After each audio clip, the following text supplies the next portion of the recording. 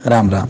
अनेक देवी देवताओं के मन में इस प्रकार समा गए हैं देवी देवता हमारे कि अंत समय तक हम किसी पर विश्वास ही नहीं टिका पाते। अब ध्यान से सुनिए, जैसे उदाहरण देते हैं, मृत्यु के समय जब कोई परिवार के लोग पूछते हैं, आसपास खड़े हुए हैं बुजुर्ग, प्राण निकलने वाले हैं, तो खड़े होकर के कहते हैं कि दादाजी बाबा जी चिंता त्याग कर भगवान का स्मरण कीजिए। तो दादाजी जो बाबा जी होंगे, जो बिल्कुल अंतिम समय पे हैं क्या स्मरण करेंगे। एक झटके से उनको शायद ऐसे दिखता है कि हनुमान बोलूं क्या, हनुमान जी, दुर्गा जी, शीतला माई, विंध्यवासिनी देवी, मैहर वाली माता की जय, सभी देवी देवताओं की जय। और उसको एक एक बार में ना 30-40 नाम इकट्ठे याद आते हैं, स्मरण करने लगते हैं। इस तरह भ्रांति अंत तक बनी रहती है। तो भला फिर बताइए कि एक मन में, शरीर में एक मंदिर 10 देवता, क्यों कर बसे बाजार। अरे काहे बाजार बना रखा अपने मन को।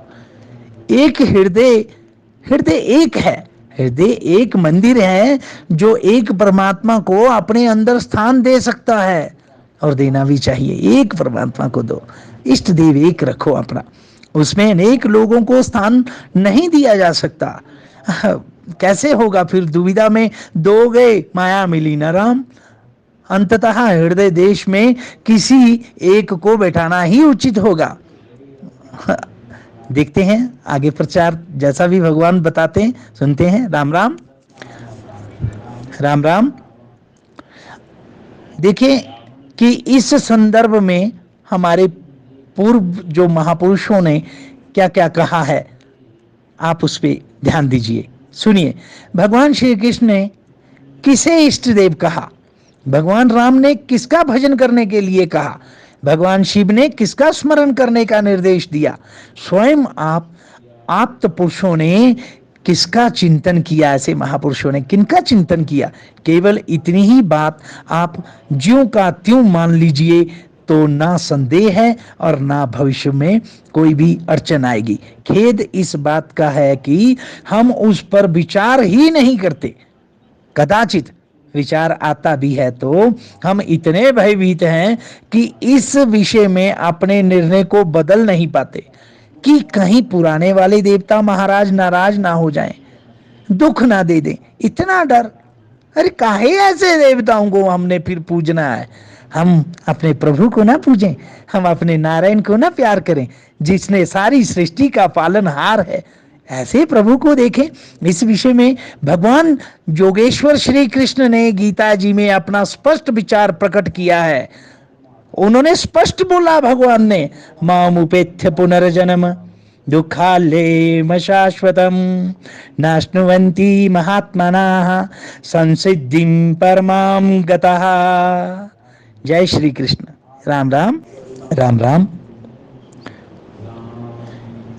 ऐसा कहते कि हे अर्जुन, मुझे प्राप्त होकर पुरुष क्षण भंगुर दुखों की खान पुनर्जन्म को नहीं प्राप्त होता।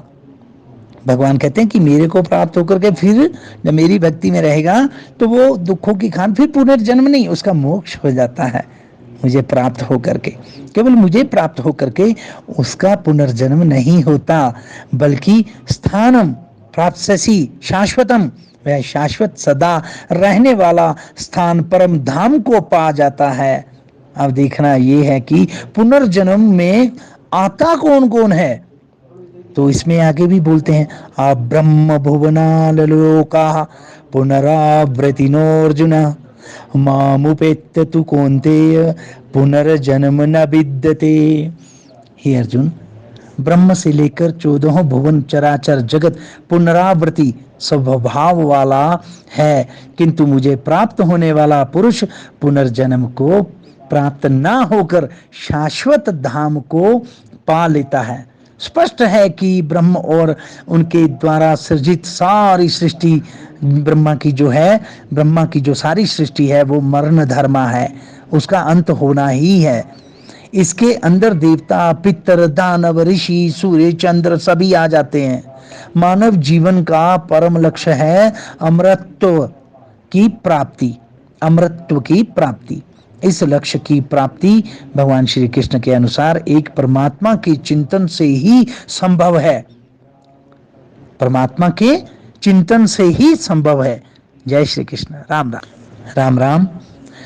ऐसे ही बहुत सारे उदाहरण भी हैं।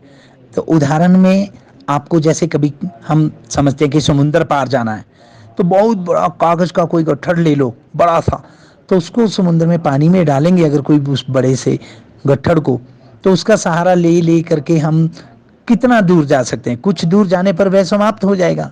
ऐसे ही और ज़्यादा जब वो जाएगा तो समाप्त हो जाएगा, तो उसके बाद डूबने के तो पूरे चांस हैं। इसी प्रकार अन्य कोई भी साधन, चाहे वो कुछ भी हो, जो भी स्वयं डूबने वाला है, कमजोर है, उसे ग्रहण करके पार जाने की आशा करना दुराशा मात्र होगी। वो ठीक नहीं है, वो समझ में नहीं आता, ये डूबेगा। इसी प्रकार जो स्वयं मरना धर्मा है, नश्वर है, वह आपको शाश्वत धाम नहीं दे सकता, अमरत्व नहीं दे सकता।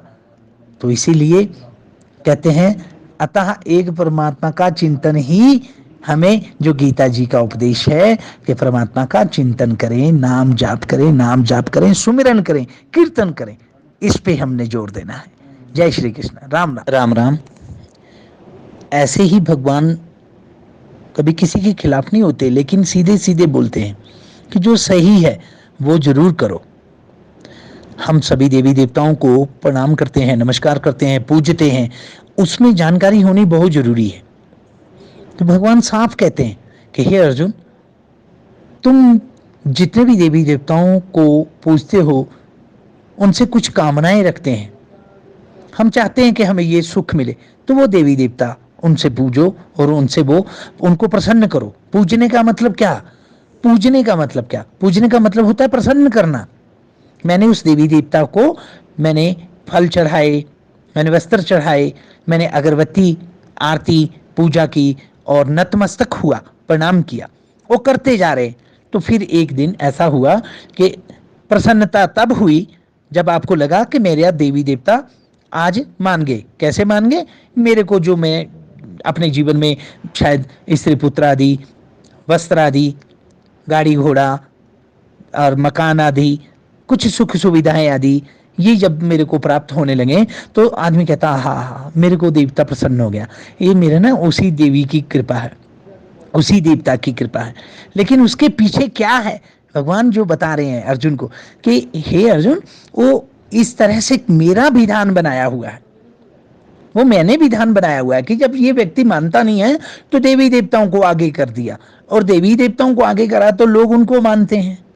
तो भगवान जी स्पष्ट कर रहे हैं कि हे अर्जुन, जब देवी देवता प्रसन्न होकर के उसकी श्रद्धा देख करके अपने प्रति, तो उस व्यक्ति को जब वरदान देते हैं, उसकी इच्छाएं पूर्ति करते हैं, जिस वजह से वो वजह मैंने दी हुई है देवताओं को, मतलब शक्तियां वरदान देने की, इच्छा पूर्ति करने की, तो वो मैंने दिया हुआ है उनको कि तुम इस तरह से जब तुम्हें वो पूजें, तो तुमने जब खुश होना है उनसे पूजित होके, तो तुमने भी उन्हें खुश करना है, तो तुमने ये देना है। तो हे अर्जुन, तुझे बहुत जानने की जरूरत नहीं, हर जगह जगह सिर पटकने की जरूरत नहीं, तुम सीधा क्यों नहीं मेरी तरफ आते, तो उधर से घुमा करके क्यों? तो इसलिए हे अर्जुन, यदि वह देव पूजन अविधि पूर्वक है, जैसे कहते हैं, तो विधि क्या है? फिर लोग पूछते हैं, अर्जुन पूछते हैं विधि क्या है?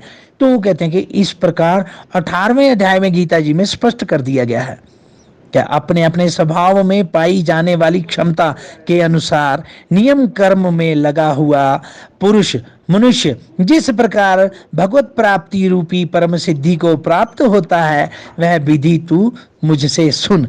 जिस परमात्मा से सब भूतों की उत्पत्ति हुई है, जिस परमात्मा से संपूर्ण जगत व्याप्त है, उस परमेश्वर को अपने स्वभाव से उत्पन्न क्षमता के द्वारा भली प्रकार अर्चन से संतुष्ट करके, मान करके, पूजा करके, उसे विश्वास के साथ मनुष्य परम सिद्धि को प्राप्त होता है। राम राम।